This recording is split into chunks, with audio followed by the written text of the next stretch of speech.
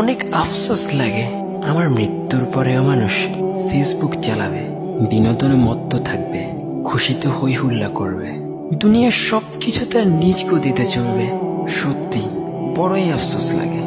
মানুষ হাসতে ভুলবে না, দুনিয়াটা থমকে যাবে না, কিছু বিঘ্ন ঘটবে না, চাঁদ তার জ্যোৎস্না ছড়ানো বন্ধ করবে না, তারকাগুলো আমার সাথে হারিয়ে যাবে না, সবকিছু সেই আগের মতোই চলবে।